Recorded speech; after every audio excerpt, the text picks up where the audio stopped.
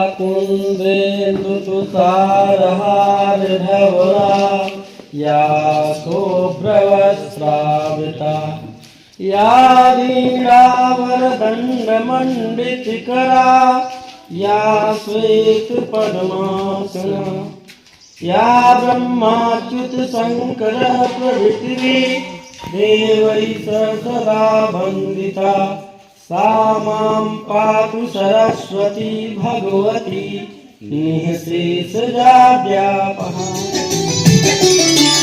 दया कर दान विद्या का हमें परमार्थ देना।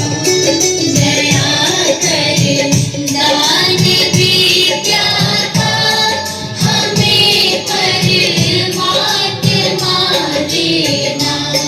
दया करना हमारी आत्मा में शुद्धता देना।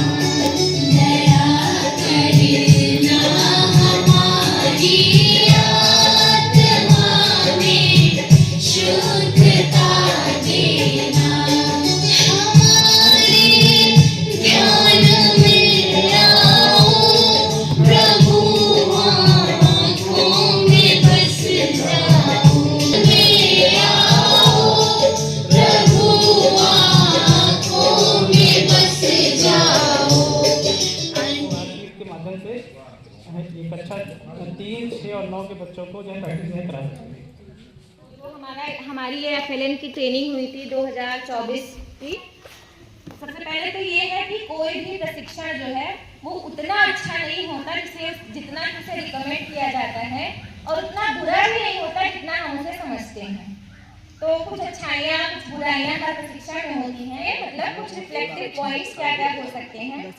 तो पहला जो हमें इससे काफ़ी फायदा मिला कि शिक्षक संदर्शिका जो हमें मिली थी उसकी मतलब अच्छे से समझ डिटेल रिस्पॉन्स समझ पाए कि उसको कैसे यूज़ करना है। नहीं तो पहले ऐसे लगता था कि मतलब कैसे पढ़ें उसको। जैसे बताया गया कि संदर्शिका के जो पहला भाग है वो सैद्धांतिक भाग है, दूसरा भाग है वो शिक्षण योजनाओं का भाग है, जो तीसरा भाग है वो कालांशों में हमारी रणनीतियाँ कैसी होनी चाहिए पढ़ाने की उसके बारे में है। और फिर जो दूसरा है पॉइंट है कि जो NCERT जो अभी नई स्टार्ट हुई है बेसिक के विद्यालयों में, आनंदमय गणित, मृदंग और सारंगी, तो इनकी जो थीम आधारित, क्योंकि जो NCERT की किताबें हैं वो थीम बेस्ड हैं, तो उनको हम कैसे पढ़ाएंगे या कैसे अपनी क्लास में लागू करें, क्या करें, मतलब बच्चों के सामने कैसे उसको लेके जाएं, वो है। और फिर है कि पाठ्य पुस्तकों के पर आधारित जो कार्य पुस्तिकाएं हैं उनको हम बच्चों के सामने कैसे प्रेजेंट करेंगे, बच्चों से कैसे उसे मतलब बच्चों के लिए कैसे वो यूजफुल है, वो है। और जो अगला हमारा जो बिंदु है वो है GRR मॉडल और गणित के 4 ब्लॉक मॉडल, मतलब उसको उसकी भी डिटेल में जो हमें समझ मिली है वो FLN ट्रेनिंग में ही मिली है। और गणित का 4 ब्लॉक मॉडल, गणित चर्चा, कौशल शिक्षण, कौशल अभ्यास और गणित के खेल। और नेक्स्ट पॉइंट था हमारा ELPS का पॉइंट कि कैसे हम गणित को पहले हम हमेशा अधिकतर हम नंबर से ही गणित को जोड़ते थे, उसे रीजनिंग में नहीं लेकर आते थे। तो गणित का मतलब सिर्फ नंबर ही नहीं होता है, कैसे हम उसे रीजनिंग में इस्तेमाल कर सकते हैं, सोचने समझने की शक्ति को विकसित करने में कैसे गणित का इस्तेमाल करते हैं। तो उसके लिए ELPS वाला मॉडल जो था उसकी गहरी समझ मतलब दी गई थी। Experience, picture, language and symbol दिखनी चाहिए, होती है कि नहीं होती है, दिखनी चाहिए।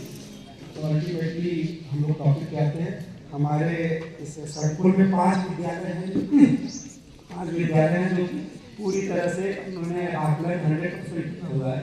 मतलब किया तो सभी ने होगा, ऐसा नहीं है, लेकिन कुछ जगह ऐसा है टेक्निकल फेल्योर की वजह से नहीं हो पा रहा है, या सभी होगा, ये हम अज्यूम करते हैं। तो 5 विद्यालय हैं, PS बचबना है, कोल्हुआ है, और कुकुड़ी, नेचुना, खुल्ली। ये 5 विद्यालय के अध्यापक जो आए खड़े हो जाए, सब लोग देख जो भी है। कोल्हुआ, कुकुड़ी वाले पीछे आए खड़े होइए भाई, आपका सम्मान होने जा रहा है। ये इतने अध्यापकों ने मतलब ऐप के अकॉर्डिंग ये तो सभी लोग हो गए, ऐसा नहीं है, FFRD कितने लोगों ने अभी तक जो है 13 अक्टूबर तक अपने निपुण लक्ष्य आकलन कंप्लीट कर दिया? इसके लिए एक बार क्लिक कर दीजिए। Thank you. हो रही है वो एक्चुअली हो रही है कि एजुकेशन में इनोवेशन कितना हो रहा है। ये सारी चीजें इनोवेशन पे डिपेंड है। हम लोग अपने से भी कर रहे हैं, टीचर काफी इनोवेशन ऐसा कर रहे हैं कि जो कि बड़ा अच्छा है, फ्रूटफुल भी है, वो दिखाई भी देता है उसका। अब जैसे एजुकेशन को ज्यादातर गेमिफाई किया जा रहा है, मतलब गेमिफाई का मतलब ये कि ज्यादातर आप जो है इस शिक्षा को खेल विधि के माध्यम से दीजिए, है ना। हम लोग बीएड में पढ़े थे, खेल में शिक्षा फ्रोबेल का सिद्धांत था सर, मारिया मार्टेसरी या फ्रोबेल का था कि खेल विधि से शिक्षण पद्धति। तो टेक्निकली अब जो है हम उसी पे आ रहे हैं कि हमको 1 2 3 या छोटे बच्चों को खेल के माध्यम से ज्यादा शिक्षा दे तो ज्यादा अच्छा होगा। और फ्लिप्ड क्लास का भी ऑर्गेनाइजेशन कर सकते हैं, जैसे कि छोटी छोटी बातों को बच्चों को क्लास में व्याख्यान करवाइए, उनसे सुनवाइए कि आज तुम्हारे घर पे क्या हुआ क्या नहीं हुआ। तो इससे जो है क्या होगा, एजुकेशन उनका ब्लॉक होगा और थोड़ा मेंटल लेवल क्या होगा वो बढ़ेगा। तो ये इनोवेशन कर भी रहे हैं सभी लोग, सारे विद्यालयों में है, फोटो भी आती है, वीडियो भी आता है, काफी अच्छा लगता है। तो ये सारी चीजें प्रशंसा के पात्र हैं जो लोग कर रहे हैं, सभी कर रहे हैं, सभी कर रहे हैं। तो सभी के प्रशंसा के पात्र हैं। हमारे पूरे शिक्षा संकुल टीम की तरफ से सभी को थैंक्स। बस कंपोजिट विद्यालय को हुई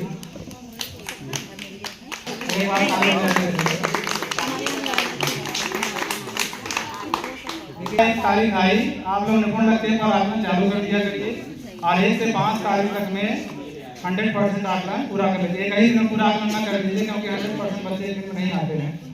तो इसमें फाल कहाँ आ रही है, इसमें दिक्कत कहाँ आ रही है, इसके बारे में हमारे संतोष सर प्रकाश डालेंगे। देखिए काम सभी करते हैं, बहुत अच्छा कर रहे हैं, समस्याएं आ रही हैं। अभी सर का कुकड़ी जो है 100% हम बहुत लोग बैठे होंगे, हमें जो लगता है मेरा ही विद्यालय 100% है। क्यों नहीं सो कर मैं बता रहा हूँ, हर महीने जितनी बार पैसा आता है 3 या 4 बार अब तक पैसे आ चुके हैं डीबीटी के माध्यम से बच्चों खाते में। जब तक हम उसको अपडेट नहीं करते रहेंगे तब तक वो नए बच्चों का डाटा उसमें अपडेट करेंगे। जो नया बच्चा आया होगा, जो नए बच्चे का पैसा आया होगा उसके लिए मांगा जाएगा, जिसे मांगा 55 बच्चों का है। तो 55 की फोटो ऑलरेडी उसमें हो चुकी है, दो बच्चों का नहीं दिखाना है। क्यों? क्योंकि अपडेशन नहीं हुआ, कल मैं ट्राई कर रहा हूँ वो टीवी नहीं आएगी। इसी प्रकार निपुण लक्ष्य ऐप में हम अपडेट को नहीं कर देते हैं। मंत्रालय के निर्देश पर 27 जुलाई 2024 को पौधारोपण का कार्यक्रम प्रारंभ किया गया है। इसके तहत 31 अगस्त तक स्कूल परिसर में बगल में जो भी सार्वजनिक स्थान खाली हो या अमृत सरोवर जो भी हो, उसके तहत प्रत्येक विद्यालय के हिसाब से 35 पौधों का रोपण किया जाएगा, जिसमें बच्चे अपनी माता के साथ माता के नाम की तख्ती लगाते हुए, जियो टैगिंग कराते हुए उस पौधारोपण करेंगे। प्रत्येक हेडमास्टर उसके नोडल होंगे,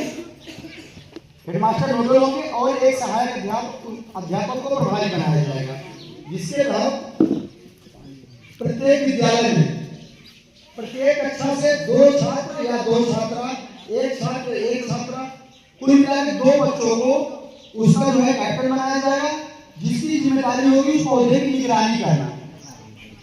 तो इसके तहत इको क्लब की स्थापना की जानी है। जिन विद्यालयों में अभी तक नहीं हुआ है कृपया वो करें। प्रक्रिया तैयारी और राष्ट्रीय आविष्कार अभियान के तहत विज्ञान प्रदर्शनी पर चर्चा या विज्ञान प्रदर्शनी लगानी थी, उसमें CS यूपीएस के 5 मॉडल या 10 मॉडल, उसमें हम लोग भी ये बनाए थे। ये जो है कि एक चक्की का मॉडल है, चक्की मतलब आटा। इससे पहले में जो है कि विद्युत ऊर्जा कैसे प्रकाश ऊर्जा में चेंज होती है, तो वो देखेगा तो उसके दिमाग में तो जरूर ये बैठ जाएगा कि नहीं ये जो है कि कैसे इलेक्ट्रिक एनर्जी चेंज होती है मैकेनिकल एनर्जी। तो थोड़ा सा जो है पढ़ाने में आसानी होगी। इसीलिए जो है कि सरकार ये इनोवेशन का जो कॉन्सेप्ट शिक्षा में ला रही है ज़्यादा वो इसीलिए कि बच्चा थोड़ा सा इजी समझ पाए।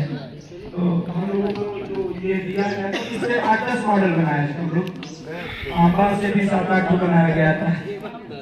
ये है कि आप जो है उस टॉपिक को इजीली कैसे जो है समझा पा रहे हैं, एक्सप्लेन कैसे कर पा रहे हैं। नहीं तो आप अगर लिखा देते हैं बोर्ड पे कि विद्युत ऊर्जा परिवर्तित होती है या फिर ऊर्जा, जब तक फॉर्म भर रहा था तब तक तो 4-5 बनाए बड़े कहने पे, लेकिन उसके बाद वो पंखा और तमाम तरीके की चीज बाद में जो है बना के लाए।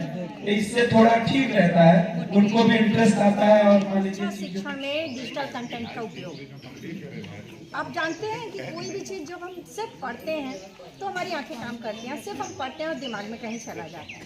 बट वही चीज़ अगर हम फिल्माइजेशन से देखते हैं तो चूँकि हमारी वैज्ञानिक दृष्टि से तीनों इंद्रियां काम करती हैं तो हमारे दिमाग में वो स्थायी हो जाता है। आज भी अगर हम आपसे पूछेंगे सर कि आपसे सबसे बचपन पे कोई एनिमेशन याद होगा तो शायद आपने दूरदर्शन पे जो दिखाया गया था एक चिड़िया अनेक चिड़िया, शायद वो सबको याद होगा, है ना यार। तो इसलिए जो डिजिटल कंटेंट है वो ना सिर्फ रोचक होता है बल्कि बच्चों का ध्यान भी उसी जगह आ जाता है, वो फोकस हो जाता है जो भी चीज़ हम उससे पढ़ाते हैं। तो डिजिटल कंटेंट के अंतर्गत आता है हमारा एनिमेशन, जो हम आजकल के बच्चों को कोई भी जैसे छोटा भीम है, हम कोई भी बात बच्चों से कहेंगे वो नहीं सुनेंगे। बट अगर वही छोटा भीम या उनका कोई फेवरेट कार्टून कह देगा तो आप लोग नोटिस करते होंगे बच्चे उस चीज़ को कहेंगे कि मम्मी हम ऐसा नहीं करेंगे, छोटा भीम मना करते हैं, वट एवर जो भी उसका फेवरेट हीरो होता होगा। तो ये हम देखते हैं कि साधारण से साधारण बात अगर हम एनिमेशन के माध्यम से बताते हैं तो बच्चे बहुत अच्छी तरह याद करते हैं। उसका एक उदाहरण, ये मेरा डिजिटल कंटेंट है, आप लोग नहीं देखेंगे सॉरी, ये डिजिटल कंटेंट है मेरा टॉपिक। अगर हम इसमें आपसे बात करते हैं लिटरेसी रेट की, मेल एंड फीमेल की, अगर हम साधारण कहेंगे कि केरल में इतनी है या उसमें उतनी है वो आप भूल जाएंगे। बट अगर यही हम ग्राफ के माध्यम से दिखाना चाहेंगे तो आपको, हमको या बच्चों को बहुत अच्छी तरह याद हो जाएगी। तो जितनी भी जानकारियाँ अगर हम बच्चों को डिजिटल तो वो उनको बहुत अच्छी तरह याद हो जाएगी। ये तो एक माध्यम हुआ। दूसरा हुआ हमारा एजुकेशनल वीडियो। कोई भी चीज़, जैसे हम पिछली बार KG में थे तो हम बच्चों को पढ़ा रहे थे द रिवर गंगा, तो उस द रिवर गंगा में मैंने ऐसे ही, वहाँ पे स्मार्ट क्लास हो गया है तो हमने एजुकेशनल वीडियो में उनको गंगोत्री से लेकर पूरा वेस्ट बंगाल तक दिखाया। तो बच्चों को न सिर्फ इसके बारे में जानकारी हुई, उन्होंने पहली बार सर पहाड़ देखे, वो पहली बार जाने पहाड़ कैसे होते हैं और पूरा जिस स्टेट से वो होके गंगा जाती है उनको याद हो गया। आप जा नहीं सकते, अभी 15 अगस्त को हम गए थे वापस बच्चों, वहाँ पे आपको मौका मिला बड़े बच्चों को या जायरी बच्चों को पढ़ाने का, और आपने वहाँ पर जी स्मार्ट क्लास के माध्यम से आपने टीचिंग किया और उसका रिस्पॉन्स आपको मिला, अच्छा लग रहा है। बच्चे मोबाइल देखते हैं, उसमें भी अगर हमारा बच्चा जिद कर रहा है उनको मोबाइल चाहिए तो मोबाइल बढ़ा देते हैं, तो का तरीका है जिससे वही चीज़ वही हो।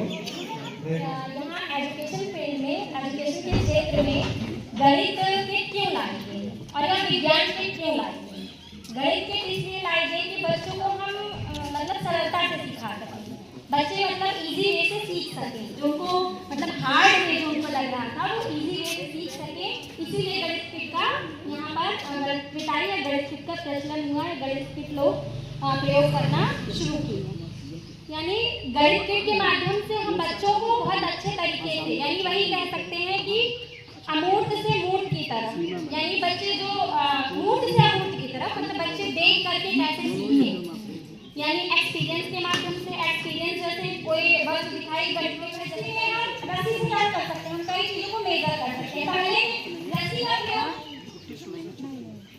यानी मेजरमेंट करने के, नापने के लिए हम रस्सी का प्रयोग करते हैं। नापने के लिए हमें पहले के जमाने में लोग के पास स्केल तो रहती नहीं थी, कोई ऐसी वस्तु रहती नहीं थी, तो वो क्या करते थे, पहले वो रस्सी से नापते, रस्सी से नाप करके तब धीरे धीरे उनको मेजरमेंट का ज्ञान हुआ कि हाँ पैमाने भी होते हैं, यानी सेंटीमीटर होता है, मीटर होता है, ग्राम होता है, किलोग्राम होता है।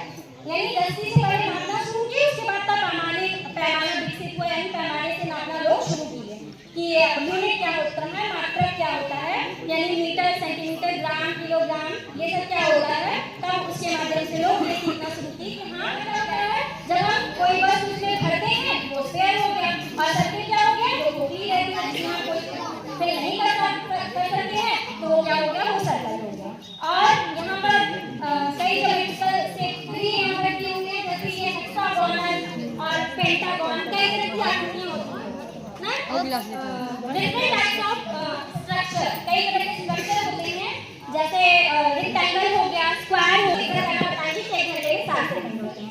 और मिनट में भी हम बता सकेंगे कैसे, यानी इस सिक्कों से हम कैसे बैंक में जाएंगे तो हम सिक्कों को कैसे अलग करेंगे और नोट को कैसे अलग करेंगे, ये भी हम समझ सकते हैं। इसके माध्यम से बच्चों को बताएंगे बेटा दुकान पे जाओगे तो तुम्हें अगर सिक्का लेके जाओगे, कितने का सिक्का लेके जाओगे तो तुम्हें कौन कौन सी चीजें मिलेंगी, तो इससे बच्चे में सिक्के की समझ भी विकसित हो जाएगी।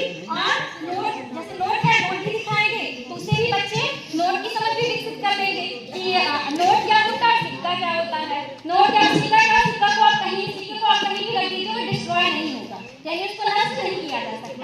और नोट क्या है, अगर आप पानी में डालोगे या किसी और चीज में डालोगे तो वो क्या हो जाएगी, वो भीग जाएगी या वो डिस्ट्रॉय हो सकती है ना, यानी उसको सुखा के थोड़ा प्रेस कर ले तो वो सही हो सकती है। और सिक्का क्या होगा, सिक्के को हम डिस्ट्रॉय नहीं कर सकते हैं ना। तो ये और यहाँ भी दी हुई है, ये तो आप लोगों ने जान लिया। आंबा के प्रांगण में आए हुए आप सभी का अभिनंदन है, स्वागत है। और इस विद्यालय परिवार को भी मैं धन्यवाद देता हूँ कि आप इस कार्यक्रम का जो शिक्षक संकुल बैठक का आयोजन आपने इतनी शालीनता से की। हालांकि मैंने बात किया तो ये संभवतः तीसरी बैठक आज की, पहले पीटीए हुआ था, मेडिकल वाले आ गए और तीसरी बैठक, मतलब एक साथ इन्होंने 3 बोला। इसके लिए एक बाकी है, इसके लिए आप सभी को बहुत बहुत धन्यवाद। हम उस पर चर्चा करते हैं कि जैसा कि ये मंच ही ऐसा है कि इसमें आलोचना की जगह नहीं है। जैसा कि आप सभी ने कहा है कि प्रदर्शन किया जाना है, प्रदर्शन यहीं से करना है, इस चीज से हमें वह किस प्रकार अनुकरणीय होगा, हमारे विद्यालय में किस प्रकार का लाभकारी होगा, ये हमें सीखना है। कि हम जो यूज करते हैं या हम जो प्रैक्टिस देते हैं क्या वो सफल है अगर मेरे विद्यालय में, तो अन्य विद्यालयों में भी फलीभूत होगा या नहीं होगा। तो ये चर्चा का मंच है, उसमें कुछ का प्रश्न भी आना चाहिए। अगर इसके ये इस तरह से ना करके हम उस तरह से करें तो कैसा रिजल्ट हो सकता है, तो ये होना है। इसमें ऐसा नहीं हमें भागना है कि हम कोई चीज प्रदर्शित कर रहे हैं तो हमें अलग वे में जाना है। तो आप करते हैं, अपने विद्यालय में रखते हैं, उसी चीज को यहाँ प्रदर्शित किया जाना है और उसी पे समीक्षा लेनी है, सबकी फीडबैक को बहुत बहुत बधाई। ये मॉडल हमको और अगर आगे के समय आगे हो क्या होगा तो निश्चित ही उन बच्चों में रखा जाता है जो जीने के लिए नामित किए गए हैं, उनमें भी जाने के लिए इनकी क्षमता है। खैर, आपका एक रो अलग ही चलने वाला है, इसके प्रेजेंटेशन के लिए मैं आपको स्पष्ट कर देता हूँ। पीएमसी विद्यालय के लिए टूर का भी प्लान, रिप्रेजेंट करने का भी प्लान सब अलग से आ रहा है। तो निपुण आकलन में हमारी स्थिति शुरू में ही अच्छी कर ली जाए, पहले सप्ताह में ही, तो हमें किसी प्रकार का स्पष्टीकरण देने की आवश्यकता नहीं, वो करना ही है। अगर स्पष्टीकरण देके करेंगे, अगर हम 20 या 15 के बाद करते हैं तो हमारे पास लेकर आ जाता है। और जैसा कि आपने कहा है कि ऑनलाइन सारी चीजें हमारी प्रदर्शित होती जा रही हैं, उसके अनुरूप हमें तैयार होना है। 2 एग्जाम मैं कहूँ, नेट और NAS नेशनल अचीवमेंट सर्वे, वो जिले में लगभग 158 या 198 विद्यालयों को होना है। हो सके तो 4-5 विद्यालय हमारे यहाँ से नामित हो, उनका नाम आए। और नेशनल ये नेट एग्जाम का जो है वो 2 दिनों में होना है। 1 से 3 का पहले दिन होगा और 4 से 8 का दूसरी श्रेणी आती है। उस श्रेणी पे अगले 25 सितंबर तक हमें हर ताने सुनने पड़ते हैं, हर चीजें आती हैं। इस चीज पे हमें ध्यान देना है कि हम उसके अनुरूप तैयारी कर लें। ठीक है, प्रशिक्षण की बात हो गई।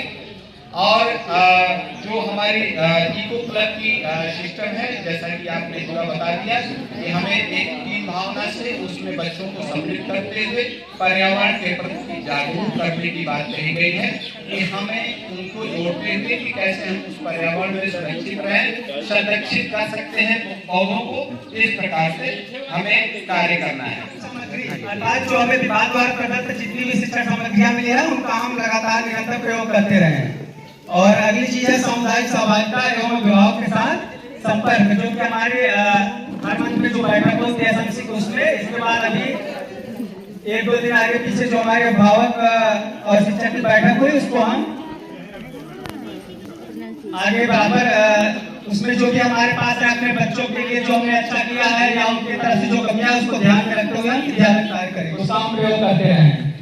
और सबसे मुख्य बात है कि अगर कभी मान लीजिए कि हमारे विद्यालय का जब एआरसी सर के द्वारा असेसमेंट होता है, अर्थात जब भी जाते हैं सर्वेक्षण करने, तो उसमें होता है कि हमारी रैंकिंग काफी डाउन हो जाती है, तो उसको हमको ध्यान रखना है कि जो भी चीजें हमको निरंतर मिल रही है उसमें हमको कार्य करना है। अगर हमारी रिपोर्ट तालिका है तो खाली न रहे, जिसमें जैसे छोटी छोटी चीजें हैं उस पर हम बच्चों से चर्चा कर ले, बच्चों से बात कर ले, जो चीजें आती हैं उनको उनका नाम डाले, उसके बाद उनके दिनांक को डाल दें।